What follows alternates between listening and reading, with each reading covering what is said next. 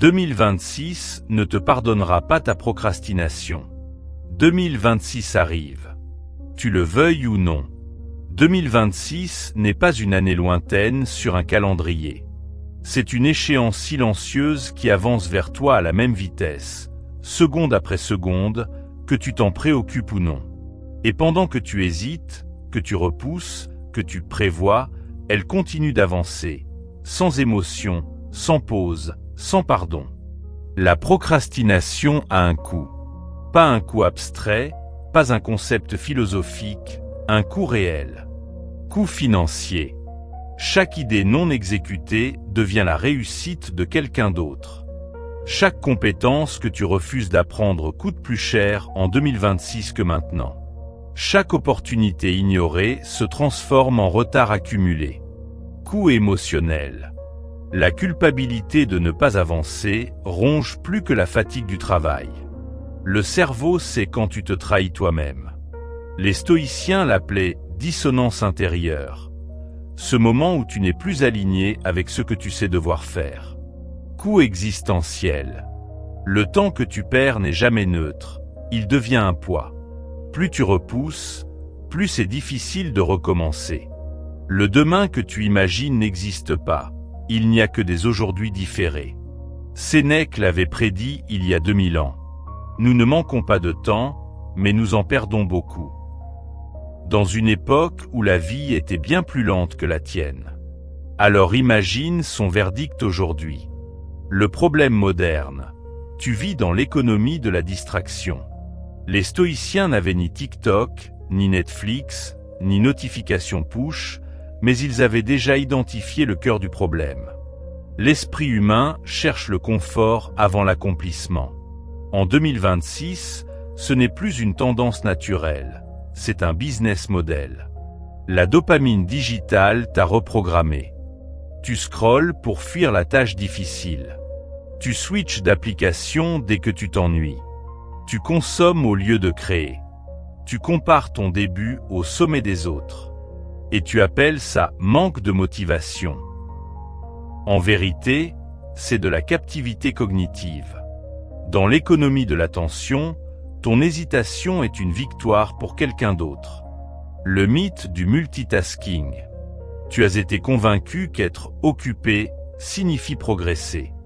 Alors tu sautes d'une tâche à l'autre, tu commences tout et tu finis peu, tu t'épuises au lieu d'avancer. Résultat.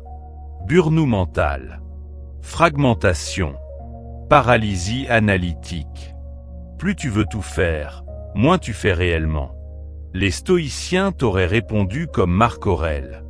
Si ce n'est pas nécessaire, ne le fais pas.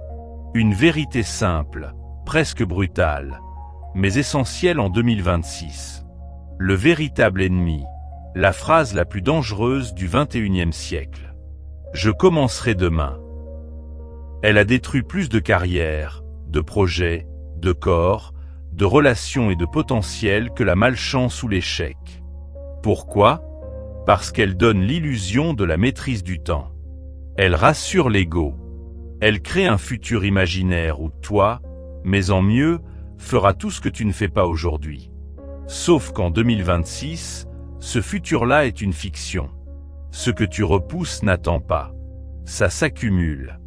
Pourquoi le stoïcisme est la seule arme qui fonctionne réellement ? Le stoïcisme n'est pas une philosophie pour devenir calme sur un tapis de yoga. C'est une discipline mentale pour avancer, pour agir, pour accomplir. Les stoïciens sont les premiers coachs modernes sans le savoir. Ils t'apprennent à dominer ton attention, à éliminer l'inessentiel, à agir sans attendre d'être prêt, à accepter la réalité sans te plaindre, à discipliner tes émotions pour ne pas t'auto-saboter. La productivité moderne n'est que du stoïcisme déguisé dans un vocabulaire anglo-saxon.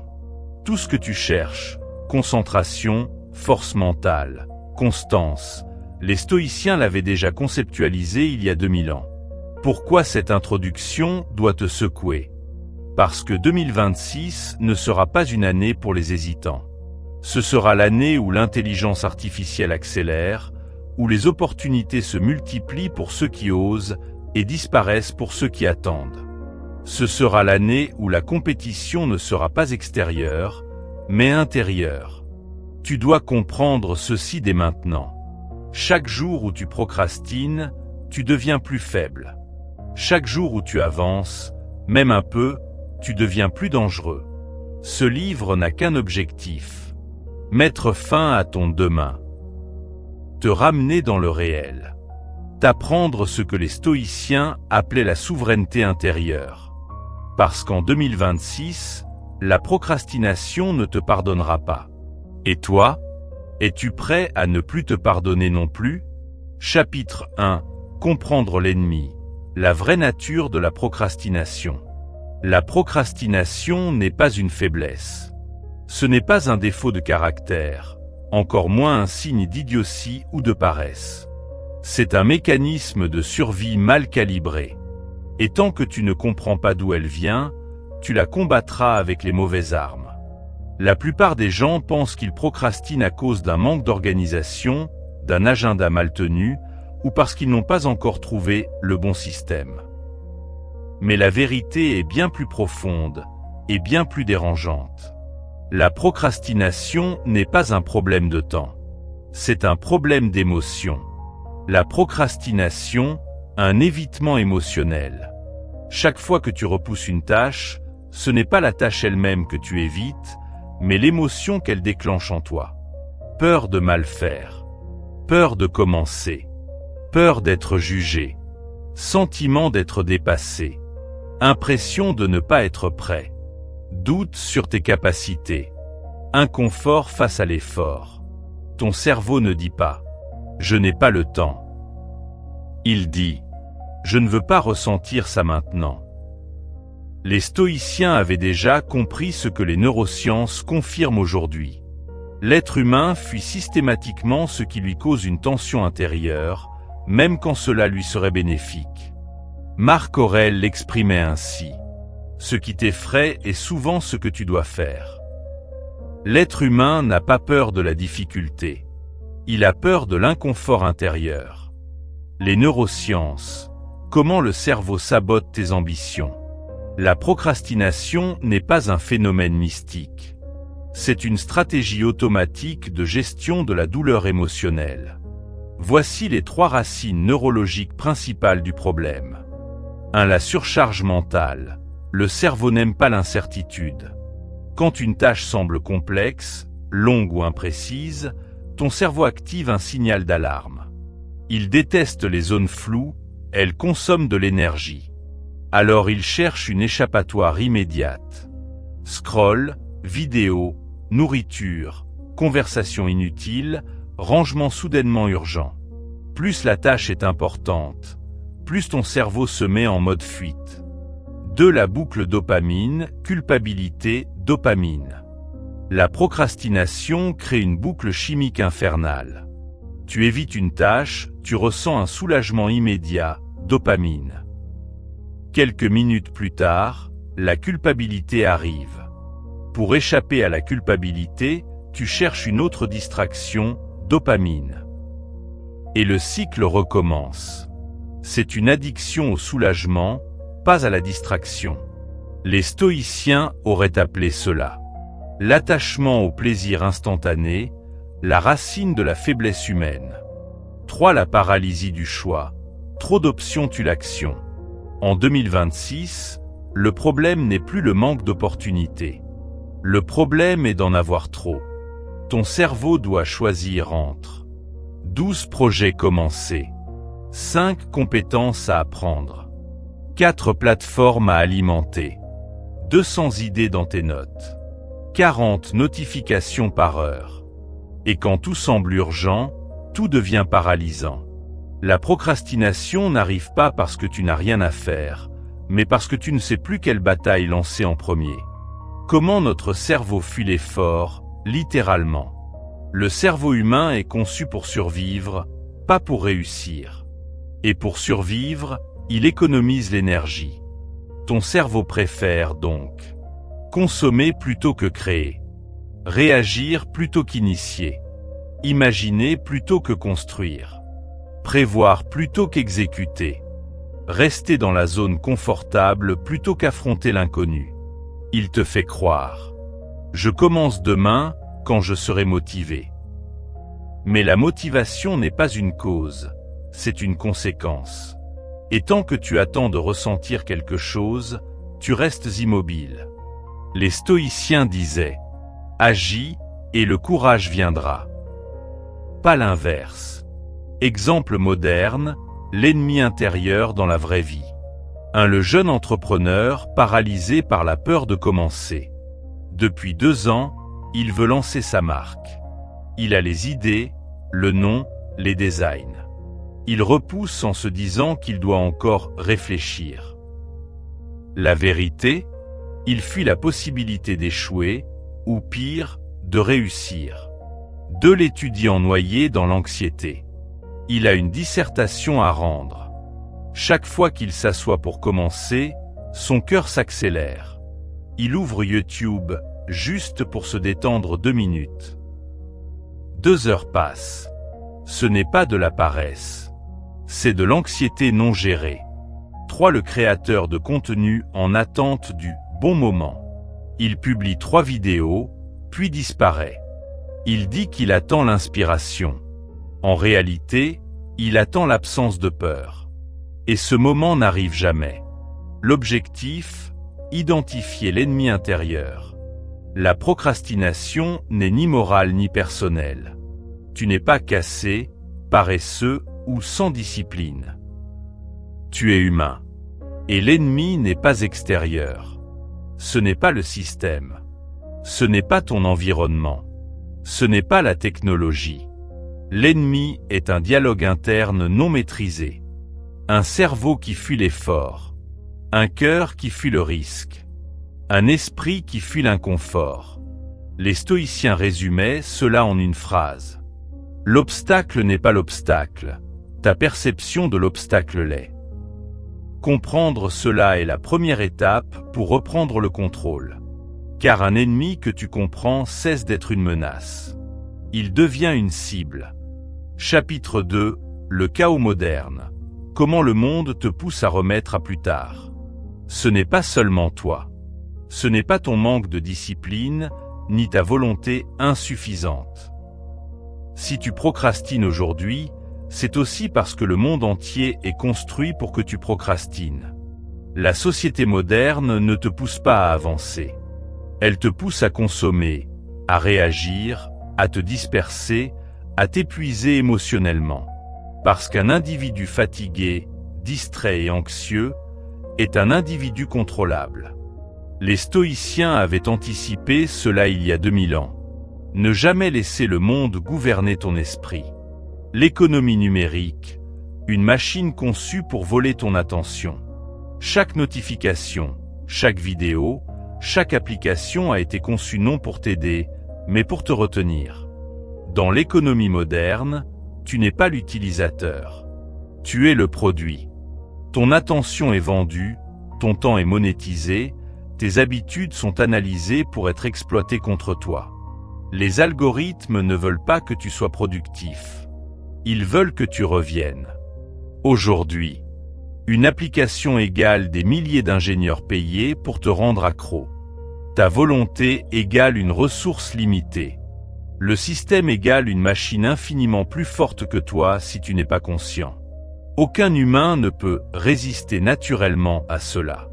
C'est pour ça que le stoïcisme devient indispensable. Il t'apprend à voir le piège avant d'y tomber. L'illusion moderne de productivité. Nous vivons dans une époque où l'on confond activité et efficacité. Tu bouges, tu cliques, tu réponds, tu passes d'une tâche à une autre. Tu es occupé, mais tu n'avances pas. Et ça, c'est voulu. L'économie digitale crée 3 illusions dangereuses. 1. Le multitâche, la destruction silencieuse du cerveau. On t'a fait croire que faire plusieurs choses à la fois égale efficacité. Faux. Multitâche égale fragmentation cognitive. Ton cerveau commute en permanence. Travail, message, mail, notification, return to work. Chaque switch consomme de l'énergie mentale. Résultat. Perte de concentration. Fatigue rapide. Plus de stress. Moins de résultats. Le multitâche ne t'aide pas. Il te ruine. 2. La comparaison permanente. L'instrument de sabotage émotionnel. 2025-2026, c'est l'ère de l'hypercomparaison. Sur Instagram, tu compares ton corps. Sur LinkedIn, tu compares ta carrière. Sur TikTok, tu compares ton lifestyle. Sur YouTube, tu compares ton talent. Sur Twitter, tu compares tes opinions. Tu te mets la pression pour faire plus, être plus, poster plus. Mais cette pression ne génère pas l'action. Elle génère la paralysie. Les stoïciens disaient déjà: l'homme qui regarde les autres cesse de se regarder lui-même.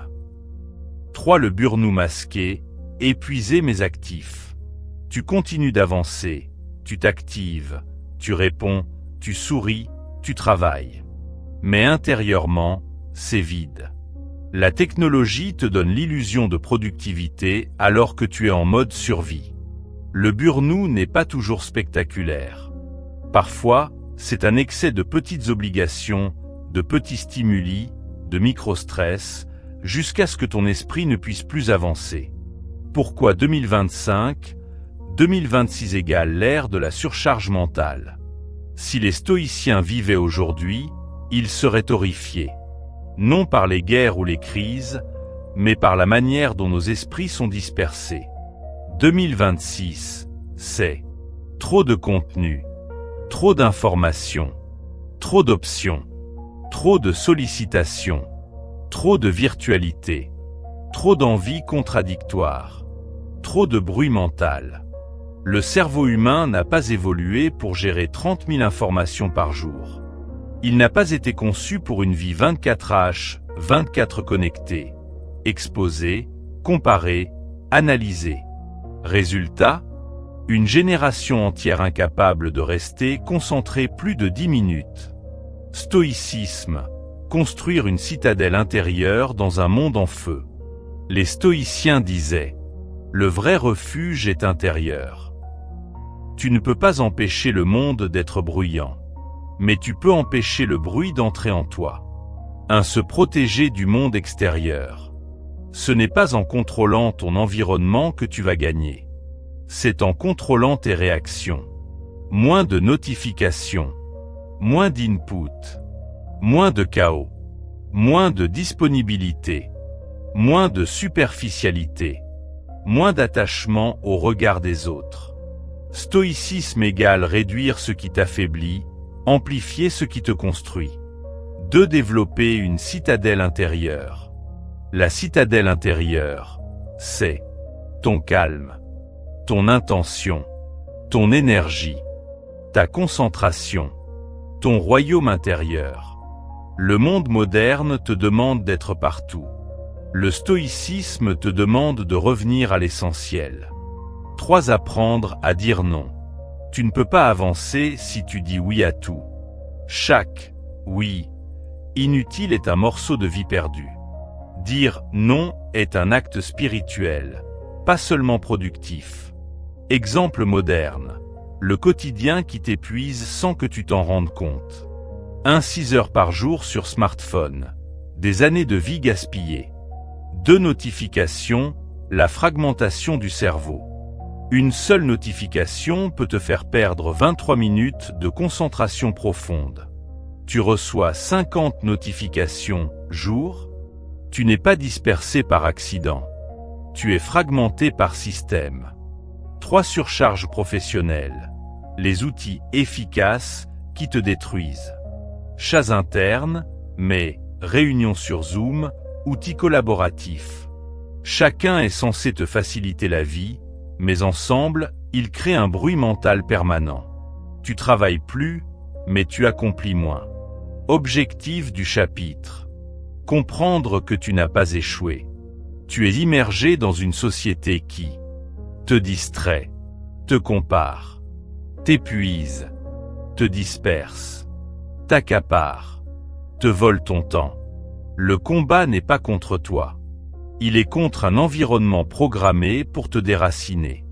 Reconnaître l'ennemi extérieur est le premier pas vers la maîtrise intérieure. Chapitre 3. L'art stoïcien de l'action. Commencer avant d'être prêt. La procrastination est un poison lent. Elle t'endort, te trompe, te rassure, tout en t'enchaînant. Le stoïcisme, lui, est son antidote. Une philosophie du mouvement, du concret, de l'action immédiate. Les anciens auraient été terrifiés par notre époque.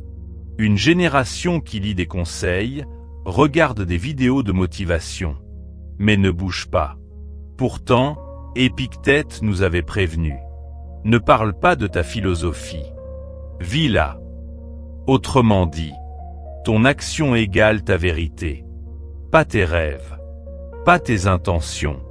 Pas ce que tu as l'intention de commencer demain. C'est dans ce chapitre que tu vas comprendre que la discipline n'est pas un don, mais une architecture mentale. Et que 2026 punira ceux qui ne construisent rien. Le stoïcisme, une philosophie du mouvement. Le stoïcisme est trop souvent réduit à une posture mentale, une sorte de sagesse immobile. Rien n'est plus faux.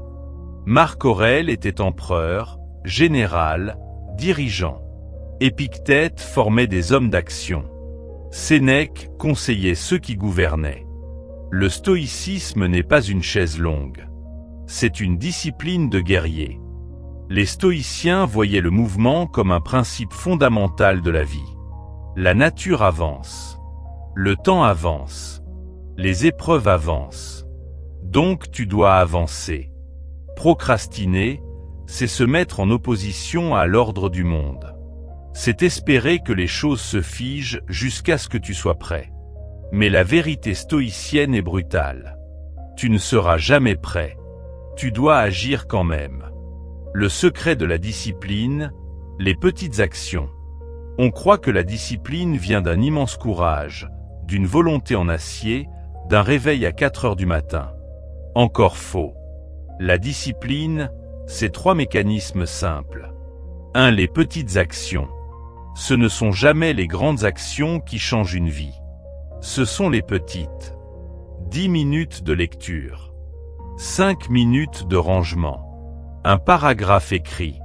Un mail envoyé. Un seul pas fait. Un seul exercice complété. Les petites actions déclenchent un effet psychologique massif. Tu redeviens quelqu'un qui avance. 2. Les efforts constants. La puissance vient de la répétition, pas de l'intensité. Les stoïciens le savaient. Un homme qui fait un tout petit peu chaque jour sera toujours plus fort que celui qui attend le moment parfait. 3. L'absence d'excuses. L'excuse est le premier signe que ton esprit essaie de négocier avec ta faiblesse. Sénèque l'a dit mieux que quiconque. Pendant que nous remettons à plus tard, la vie passe. La discipline commence exactement au moment où ton cerveau te dit « pas maintenant ». Psychologie moderne, ce que disent les neurosciences. Les stoïciens avaient l'intuition. La science moderne le confirme. 1. La loi des 2 minutes. Créée par David Allen, validée par la psychologie comportementale. Si une tâche prend moins de 2 minutes, fais-la immédiatement. Pourquoi ? Parce qu'elle casse la boucle. Pensée, hésitation, fuite, culpabilité. Tu domptes ton cerveau en le forçant à associer. Tâche égale action, pas stress. 2. L'action comme antidote à la peur. La peur disparaît toujours après le premier mouvement. Jamais avant. Les neurosciences montrent qu'agir crée une baisse immédiate de l'anxiété. Une hausse de dopamine productive. Un sentiment d'efficacité. Autrement dit, agir te guérit. Rester immobile te tue. 3. L'effet du momentum. Le momentum est simple. Une petite action en entraîne une autre. Tu te laves les dents, tu ranges l'évier. Tu fais 2 minutes de sport, tu en fais 10. Tu écris une phrase, tu écris une page. La vie devient plus simple dès que tu passes en mode « je commence ». Le reste suivra. 4. l'athlète brisé qui s'est reconstruit en 90 jours. Il s'appelait Samy. Blessure grave. Dépression. Perte totale de discipline. Début 2025, il ne reconnaissait plus son corps. Il voulait tout reprendre en main, mais chaque jour il repoussait. Un jour, un coach lui dit « Tu fais 2 minutes par jour. Pas plus. » Ridicule, pensa-t-il. Mais il essaie. 2 minutes, 5 minutes, 10 minutes, 1 heure. 90 jours plus tard. Il avait perdu 14 kilos, retrouvé son énergie, et surtout, il avait brisé la dictature du « je commencerai demain ». Sa phrase « Ce n'est pas mon corps que j'ai transformé. C'est ma relation avec l'action. » 5. Le salarié qui a changé sa vie en 10 minutes par jour. Thomas, 34 ans. Emploi stable mais sans passion. Chaque soir, il rêvait de lancer son business. Mais il se couchait frustré, épuisé, vide.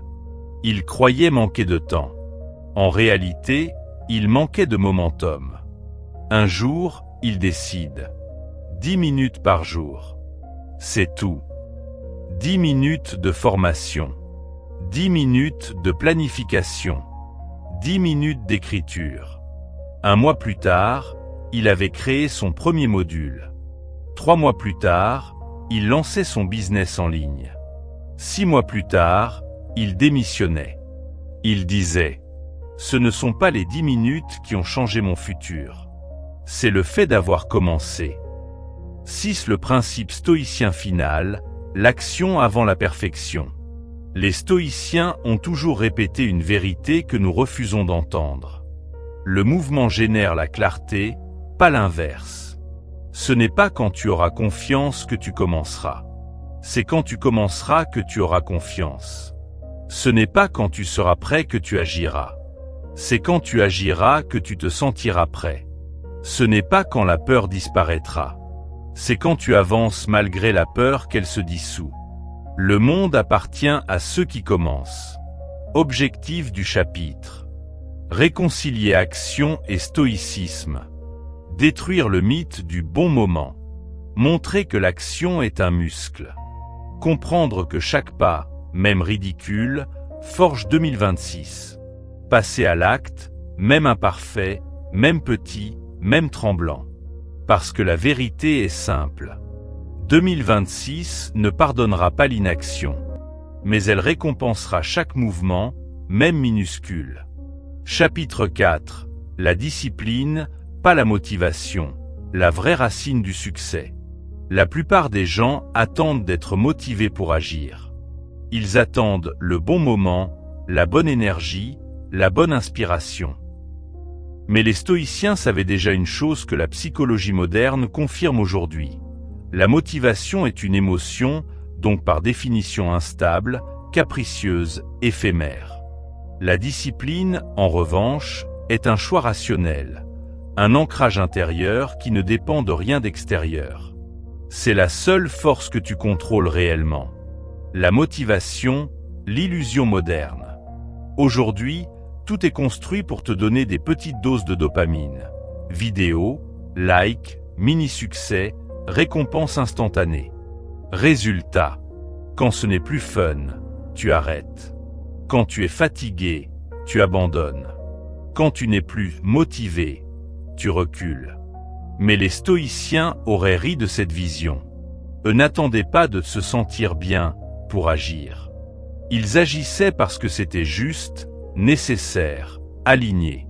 La motivation ne t'amènera jamais loin. C'est un feu d'artifice, brillant au début, invisible à la fin. La discipline, la vertu stoïcienne de la répétition.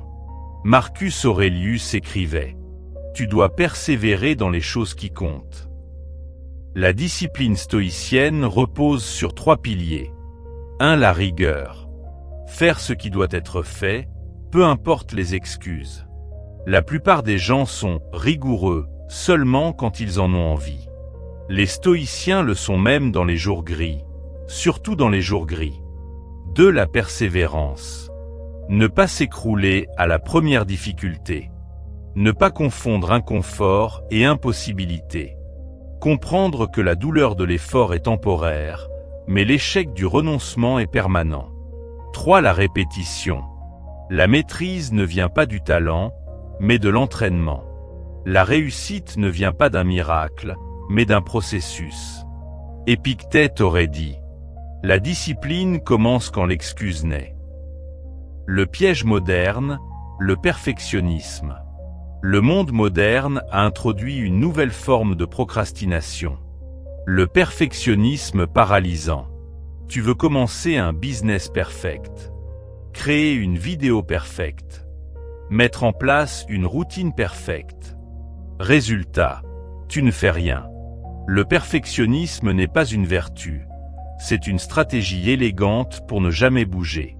Les stoïciens, eux, agissaient imparfaitement mais constamment.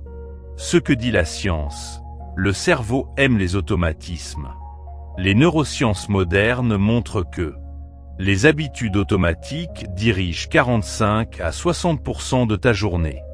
Le cortex préfrontal, zone de la discipline, du contrôle, se renforce comme un muscle quand tu répètes les mêmes actions. La discipline devient plus facile quand tu t'entraînes à la discipline. Autrement dit, tu ne manques pas de motivation. Tu manques d'habitudes qui te protègent quand la motivation disparaît. La discipline n'est pas douloureuse. C'est la transition entre le chaos et la maîtrise. Comment devenir fiable pour toi-même ? La majorité des frustrations personnelles viennent d'une chose. Tu ne te fais pas confiance. Chaque fois que tu promets et que tu n'agis pas, ton cerveau intériorise. Je ne suis pas fiable. La discipline inverse ce mécanisme. Chaque petite victoire, même minuscule, répète au cerveau. Je fais ce que je dis. Je peux compter sur moi. Une personne disciplinée devient presque invincible. Non parce qu'elle est parfaite, mais parce qu'elle est cohérente. Le créateur qui a changé de vie avec une vidéo par jour. En 2021, un jeune créateur inconnu décide de publier une vidéo par jour pendant 1 an. La plupart lui disent « Tu vas t'épuiser, tu n'auras pas d'idées, ce n'est pas tenable ». Résultat, ses premières vidéos faisaient 50 vues. À la 100e vidéo, il a croisé son style. À la 250e, son audience a explosé. À la 365e, il gagnait sa vie uniquement avec sa chaîne. Il n'était pas le meilleur. Il était le plus discipliné. La discipline a fait ce que la motivation n'aurait jamais pu accomplir. L'étudiant qui a transformé son futur en 6 mois. Un étudiant en échec cumulé décide d'essayer un concept simple. Appliquer la routine stoïcienne 1 heure par jour pour soi. 20 minutes de lecture. 20 minutes de travail personnel. 20 minutes d'apprentissage d'une compétence. Durant les 20 premiers jours, il voulait abandonner. À partir du 40e jour, les résultats sont arrivés. En 6 mois, il avait terminé son année avec brio, développé une discipline nouvelle, obtenu un stage très compétitif. Il n'était pas devenu plus intelligent. Il était devenu plus constant. Discipline égale liberté. Procrastination égale prison. Les stoïciens le savaient. La liberté n'est pas extérieure. Elle vient de la maîtrise de soi. Quand tu procrastines, tu deviens esclave. De ton humeur, de tes pulsions, de la distraction, de ton anxiété. Quand tu es discipliné, tu deviens libre. De choisir ton avenir, de devenir qui tu veux, d'avancer même fatigué, de ne plus être contrôlé par ta paresse. La procrastination, c'est la prison du futur. La discipline, c'est l'ouverture des portes. Chapitre 5. Le rapport stoïcien au temps, ta ressource la plus sacrée. Les stoïciens l'avaient compris il y a 2000 ans. Le temps est la seule richesse qui s'amenuise à chaque seconde, la seule que tu ne peux ni acheter ni récupérer. Sénèque écrivait : Ce n'est pas que nous ayons peu de temps, mais que nous en gaspillons beaucoup. La véritable tragédie de notre époque n'est pas le manque d'opportunités. Ce n'est pas le manque d'intelligence. Ce n'est même pas le manque de moyens.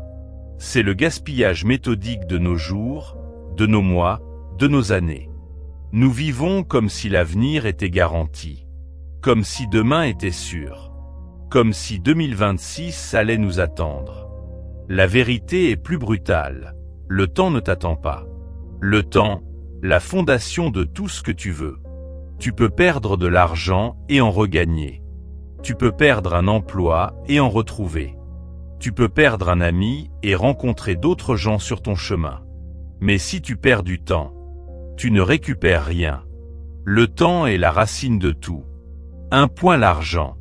Chaque euro gagné est un échange de ton temps contre de la valeur. Ton revenu futur dépend du temps que tu investis aujourd'hui. De ta santé. La forme physique, la longévité, la récupération. Tout se construit jour après jour. Le temps que tu négliges aujourd'hui devient la facture que ton corps paiera demain. 3. La réussite. Aucun succès n'est instantané. Il est le résultat de centaines d'heures invisibles, souvent solitaires, parfois douloureuses. Le succès est un arbre qui demande du temps pour pousser. 4. Tes relations. Amitié, intimité, amour, famille. Beaucoup parlent d'aimer mais n'investissent aucun temps. Les liens humains meurent quand le temps leur est retiré. L'exercice stoïcien. T'imaginer en 2026. Ferme les yeux. Imagine-toi le 1er janvier 2026. Tu es exactement la somme des décisions, mais surtout des actions, que tu auras prises entre aujourd'hui et cette date. Demande-toi, que aurais-tu pu accomplir si tu avais cessé de remettre au lendemain? Un livre terminé? Une forme physique reconstruite? Une chaîne YouTube lancée? Une entreprise créée? Une vie plus alignée, plus simple, plus précise? Ou rien? Le toi de 2026 existe déjà. Il est en train d'être sculpté par ton comportement présent. Contenu moderne, une vie courte, des distractions longues. Nous vivons dans un monde où la vie humaine moyenne est courte. Les distractions, elles, sont infinies. Chaque scroll te vole 3 secondes. Chaque vidéo, inutile, te vole 3 minutes. Chaque soirée perdue te vole 3 heures. Chaque mois sans action te vole 3 années d'avenir. Le temps n'est pas perdu d'un coup. Il est perdu par érosion. Aujourd'hui, la distraction est un business. Ton attention est un produit. Ta procrastination est une monnaie. Les stoïciens se battaient contre le destin. Toi, tu dois te battre contre ton smartphone.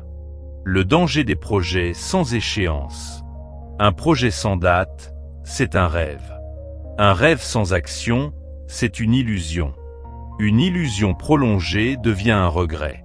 Tu connais la phrase « Un jour, je le ferai ». C'est la condamnation silencieuse de millions de vies. Les stoïciens fixaient des échéances, car ils savaient que le temps non cadré se dissout dans l'inertie. Sans date limite, ton esprit se repose. Sans urgence, il s'endort. Sans pression, il s'effondre. Les gens ne manquent pas d'ambition. Ils manquent de deadline. Le coût réel d'un mois perdu. Un mois perdu n'est jamais juste 30 jours. C'est 30 jours où ton projet n'a pas avancé. 30 jours de compétences non développées. 30 jours de confiance non renforcée. 30 jours de vie que tu ne reverras jamais. Mais surtout, un mois perdu crée un effet d'inertie négative. Il rend le mois suivant plus difficile. Et celui d'après encore plus. La procrastination est exponentielle. L'action aussi. L'homme qui a perdu 10 ans à attendre le bon moment. Il voulait lancer un podcast, puis une chaîne YouTube, puis une formation, puis une entreprise. Pendant 10 ans, il a dit « J'attends que ce soit parfait ». J'attends les bonnes conditions. J'attends le bon timing. Le bon timing n'est jamais venu. À 38 ans, il a réalisé qu'il avait accumulé 0 projet, 0 audience, 0 expérience, mais 10 ans de regrets. Son problème n'était pas un manque de talent. C'était un manque de courage temporel. Il pensait avoir du temps. Le temps l'a trahi. La femme qui a transformé ses 12 derniers mois. Elle avait repoussé pendant 5 ans.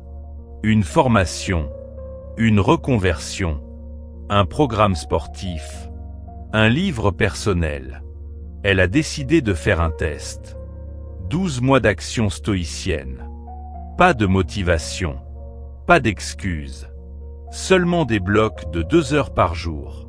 En 1 an, elle a changé de carrière, perdu 17 kilos, publié son livre, retrouvé une confiance qu'elle croyait éteinte. Ce que 5 ans de procrastination n'avaient pas fait. 12 mois de discipline l'ont accompli. L'urgence stoïcienne, le temps est sacré. Les stoïciens vivaient chaque journée comme un cadeau fragile. Ils se réveillaient en sachant qu'elle pourrait être la dernière. Nous, au contraire, vivons comme si nous étions immortels. La vérité stoïcienne est simple, brutale, libératrice. Ce qui n'est pas fait aujourd'hui ne sera peut-être jamais fait. Tu n'es pas en avance. Tu n'es pas à l'heure. Tu es en retard sur ta propre vie. Le temps est la ressource la plus sacrée. Et personne ne te la rendra. Chapitre 6, devenir inarrêtable. Le stoïcisme appliqué à la performance. Tu deviens inarrêtable le jour où tu comprends ceci. La performance n'est pas un talent. C'est une attitude. Une manière de te tenir face au monde, face aux autres, et surtout face à toi-même. Le stoïcisme n'a jamais été une philosophie de retrait. C'est une philosophie de la puissance intérieure, de l'action maîtrisée, du mouvement constant. Les stoïciens n'étaient pas passifs. Ils étaient concentrés, efficaces, méthodiques. Dans un monde saturé de distractions, de sollicitations et d'émotions incontrôlées. Devenir inarrêtable commence par devenir indérangeable. Maîtriser ses émotions égale maîtriser son planning. Tu peux planifier la semaine parfaite. Sport le matin. Travail profond l'après-midi. Création le soir. Mais si tes émotions te dominent, tout explose. L'anxiété te fait remettre à plus tard. La peur de ne pas être parfait te paralyse. La fatigue mentale te pousse vers les distractions. La frustration te fait abandonner. Les stoïciens l'ont répété. Ce n'est pas l'événement qui te perturbe, mais ton jugement à son sujet. Quand tu maîtrises tes émotions, tu continues malgré le doute. Tu avances malgré la fatigue. Tu restes solide malgré les critiques. Tu exécutes ton plan même quand ton cerveau veut fuir. Ce n'est pas la motivation qui construit ton planning. C'est la maîtrise intérieure. De savoir dire non aux autres égale dire oui à ton futur. Chaque fois que tu dis oui à quelque chose qui ne t'aligne pas, tu dis non à ta propre progression. Dans un monde où tout le monde veut ton attention. Collègues, notifications, réseau, amis, famille, divertissement, peur, doute. Dire non devient un acte de souveraineté. Un non stoïcien est calme, simple, sans justification. Il n'est pas agressif. Il est protecteur. Dire non à une soirée inutile égale dire oui à une matinée productive. Dire non à une distraction égale dire oui à ton objectif. Dire non à l'urgence des autres égale dire oui à ton futur. Être inarrêtable ne demande pas plus de temps. Il demande moins de concessions. 3. La cohérence. Ce que tu veux doit être égal à ce que tu fais. Tu as un rêve? Ton planning reflète-t-il ce rêve? Tu veux une meilleure santé? Tu bouges combien d'heures par semaine? Tu veux plus d'argent? Tu développes quelles compétences? Tu veux créer? Tu produis quoi chaque jour? Le stoïcisme est brutal sur ce point. Si tes actions ne reflètent pas ton ambition, tu es en train de fantasmer, pas de construire. Le monde moderne adore les grands objectifs. Les stoïciens adoraient les petites victoires quotidiennes. L'homme inarrêtable n'est pas celui qui rêve fort. C'est celui qui aligne ses journées avec ses intentions. 4. Travailler même dans le doute. Toutes les personnes qui réussissent ont un point commun. Elles avancent même quand elles ne sont pas sûres. Tu peux douter. Tu peux avoir peur. Tu peux te sentir incapable. Tu peux ne pas te sentir prêt. Aucune de ces émotions n'a d'importance. Les stoïciens disaient « Le travail est la réponse au tourment de l'âme ». Ce n'est pas parce que tu doutes que tu dois t'arrêter. C'est précisément parce que tu doutes que tu dois continuer. Être inarrêtable, c'est être capable de produire dans l'incertitude. 5. Redevenir maître de ton attention. Dans la Rome antique, l'attention n'était pas un problème. Aujourd'hui, c'est le champ de bataille principal. Ton attention détermine ta productivité, ta créativité, ta paix mentale, ta capacité à apprendre, ta valeur dans le marché moderne. Le stoïcisme t'enseigne à revenir vers l'essentiel, à ne pas te laisser prendre par ce qui ne dépend pas de toi, à t'entraîner à rester présent. Dans un monde où chacun cherche ton attention, la vraie richesse est de garder la tienne pour toi. 6 techniques modernes, les outils du stoïcien de 2026. Pour être inarrêtable aujourd'hui, il te faut des armes contemporaines. Un deep work. La capacité de travailler en profondeur, sans distraction, pendant des blocs de 60 à 120 minutes. C'est la compétence la plus rare du XXI siècle. Le deep work te rend plus rapide, plus intelligent, plus performant, plus indispensable. C'est la version moderne de la concentration stoïcienne. 2. Digital minimalisme. Réduire la présence du digital à ce qui t'est utile. Éliminer les excès. Créer des frontières strictes. Les stoïciens parlaient d'ascèse. Aujourd'hui, ton ascèse, c'est ton téléphone. 3. Planification stoïcienne. Chaque matin, 3 questions. Qu'est-ce qui dépend de moi aujourd'hui? Quelle est la tâche essentielle? Comment rester fidèle à mes valeurs, même si la journée m'attaque? Chaque soir, 3 réflexions. Que ai-je bien fait? Que ai-je mal fait? Qu'est-ce que je peux améliorer demain? 4. Journaling directionnel. Ce n'est pas un journal intime. C'est un journal de cap.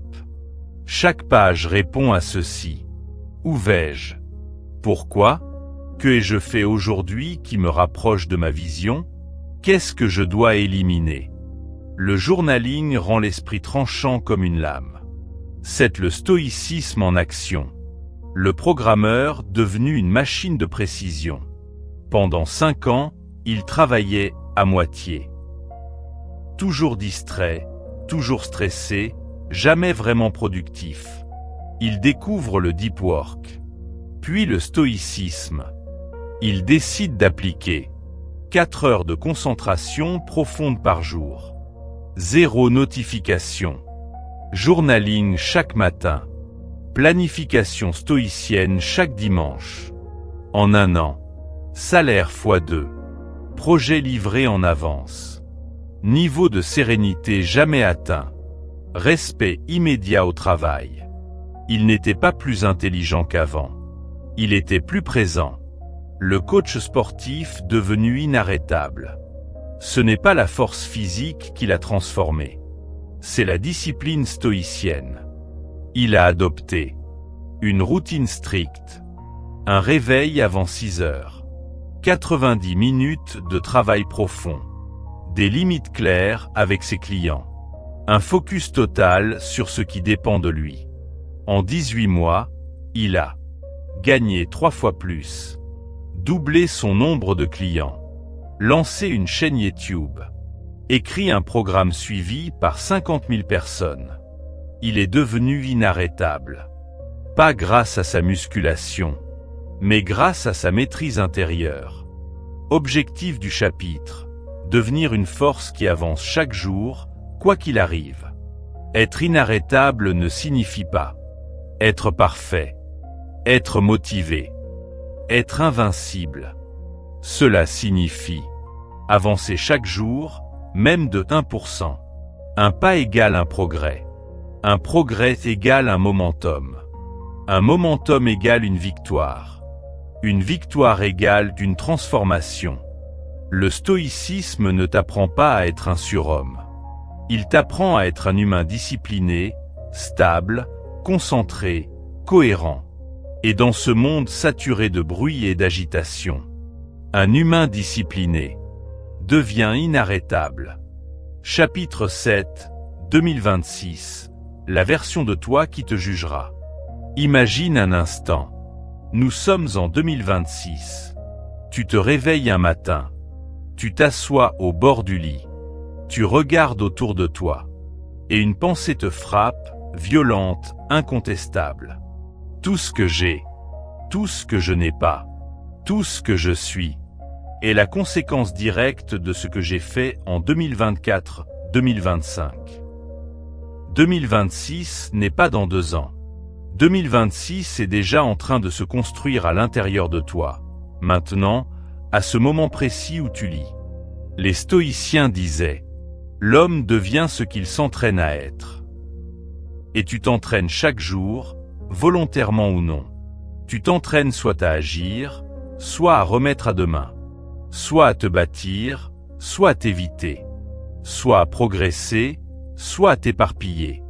Une projection dans 18 à 24 mois. Ce que tu fais aujourd'hui va te juger. Dans 18 à 24 mois, 3 scénarios t'attendent. 1, tu seras fier. Parce que tu auras construit, avancé, persisté. Parce que 2024, 2025 auront été les années où tu as cessé de fuir. Où tu as commencé. Où tu as pris le contrôle. 2, tu seras neutre. Même vie, même résultat, même frustration. La stagnation, silencieuse, mais douloureuse. 3, tu seras amer. Car tu verras exactement ce que tu aurais pu être. Et tu sentiras la brûlure du « j'avais le temps, j'avais l'énergie, j'avais la chance, mais j'ai attendu ». 2026 ne va pas créer ta vie. Elle va seulement t'exposer ce que tu as fait des 600 prochains jours. Chaque fois que tu procrastines aujourd'hui, tu laisses tomber la version de toi qui te suppliera d'avoir commencé plus tôt. 2. 2026 égale le miroir brutal de ce que tu fais maintenant. Le futur n'est pas magique. Le futur n'est pas mystérieux. Le futur n'est pas un destin. Le futur est un miroir. Un miroir qui reflète tes habitudes, tes actions, tes priorités, ton courage, ton indiscipline, ta constance, tes excuses. 2026 ne sera pas meilleur. 2026 sera pareil, mais amplifié. Les bonnes habitudes s'amplifient. Les mauvaises aussi.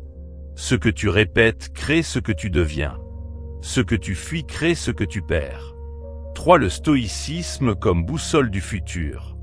Les stoïciens ne cherchaient pas à contrôler le futur. Ils cherchaient à contrôler la préparation au futur. Ils disaient: ta vie est faite des choix que tu fais maintenant. Le stoïcisme t'offre 3 repères qui, appliqués aujourd'hui, changent ton demain. 1. Ce qui dépend de toi. Ton effort, ta discipline, ton rythme, ton quotidien. 2. Ce qui ne dépend pas de toi. Le jugement des autres, la météo du marché, la chance, l'opinion, le chaos extérieur. 3. Ta réaction, ta grande puissance, ton levier, ton pouvoir, ta différence. Le stoïcien moderne ne court pas après le futur. Il se façonne pour l'affronter. 4. Construire une identité disciplinée. L'erreur de 99% des gens. Ils essaient de changer leurs actions sans changer leur identité. Ils veulent se lever tôt, arrêter d'être distrait, être plus productif, lancer un projet, devenir meilleur. Mais au fond d'eux, ils se voient encore comme quelqu'un de procrastinant, quelqu'un de fragile, quelqu'un d'inconstant, quelqu'un de paresseux, quelqu'un de pas encore prêt. La discipline n'est pas une liste de tâches. C'est une identité. Tu dois décider. Je deviens une personne qui fait ce qui doit être fait. Point. Quand ton identité change, tout change. Ton planning, tes habitudes, tes choix, ta posture, ton énergie, ta rigueur. Tu deviens quelqu'un qu'on reconnaît au sérieux de ses actes, pas à la foule de ses intentions. 5. La règle ultime. La personne que tu seras dépend de ce que tu fais maintenant. Pas demain, pas lundi, pas l'année prochaine, pas quand j'aurai l'énergie, pas quand j'aurai le temps. Maintenant, ce chapitre, ce livre, cette phrase ne valent rien si tu ne transformes pas tes intentions en action. Les stoïciens étaient catégoriques. Ce que tu fais maintenant est la semence de ce que tu vivras demain. Tu veux un autre futur? Alors sème un autre présent. Conclusion du chapitre. 2026 ne t'en voudra pas d'avoir échoué. 2026 ne te punira pas pour les erreurs, les chutes, les imperfections. Ça fait partie de la route. Mais 2026 te jugera pour une seule chose. Avoir attendu le bon moment, avoir attendu la motivation, avoir attendu la confiance, avoir attendu que tout soit parfait, avoir attendu que la peur parte. Les stoïciens ne rêvaient pas, ils construisaient. Le stoïcien moderne ne fantasme pas sa vie idéale.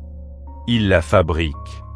Et ce que tu construis dès aujourd'hui est exactement ce que tu vivras demain. Objectif final du chapitre, provoquer un choc. Forcer l'action immédiate. Parce que si tu veux que 2026 soit différente, il n'y a qu'un moment où tu peux agir. Maintenant. Conclusion. Ton futur te regarde. Ce que tu fais aujourd'hui t'accuse ou te libère. Tu viens de traverser un voyage stoïcien à travers le temps, l'effort, la discipline et la responsabilité personnelle. Un voyage qui, au fond, ne parle que d'une seule chose, toi face à ton futur. Les stoïciens l'avaient compris depuis longtemps. Chaque instant est un choix. Chaque geste, chaque pensée, chaque décision construit ou détruit la personne que tu deviens. Ce que tu appelles procrastination n'est pas un simple retard. C'est une fuite. Une démission silencieuse face à la vie. Un pacte passé avec la version de toi-même que tu décevras plus tard. Le futur, lui, ne prend jamais de gants. Il ne récompense pas les intentions. Il n'honore pas les excuses. Il ne pardonne pas l'inaction. Mais il récompensera toujours la discipline. Dans un monde saturé de distractions, chaque seconde où tu choisis la maîtrise, tu t'élèves. Chaque jour où tu te présentes, où tu avances, même lentement, tu crées un décalage. Un avantage. Une nouvelle ligne dans l'histoire de ta vie. 2026 va arriver. Même si tu n'es pas prêt. Même si tu espères un miracle. Même si tu fermes les yeux. Elle viendra et te tendra un miroir. Le miroir le plus honnête que tu n'aies jamais regardé. Et ce miroir te montrera une chose très simple. Le résultat brut de tes actions ou de ton absence d'action. 2026 ne t'en voudra pas pour tes erreurs. Elle ne te reprochera pas tes échecs. Elle ne pointera pas du doigt tes tentatives ratées. Elle te reprochera d'avoir attendu, d'avoir repoussé, d'avoir espéré sans construire, d'avoir rêvé au lieu d'agir. Car le stoïcisme moderne n'est pas une philosophie de rêveur. C'est une philosophie de bâtisseur. d'hommes et de femmes qui comprennent que le monde ne se pliera jamais à leurs souhaits, mais qu'ils peuvent toujours se plier à leur propre discipline. Alors voilà la question finale. Quel visage veux-tu que 2026 te montre? Celui qui inspire la fierté ou celui qui rappelle ce que tu aurais pu devenir? Ce livre se termine ici. Ta transformation commence maintenant. Citation finale. Ne perds plus un seul instant. Marc Aurèle. Abonne-toi dès maintenant pour apprendre à maîtriser tes émotions, affronter les épreuves et cultiver une paix intérieure durable.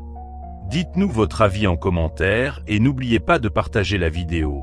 Cela pourrait sauver une vie. À la prochaine pour d'autres enseignements.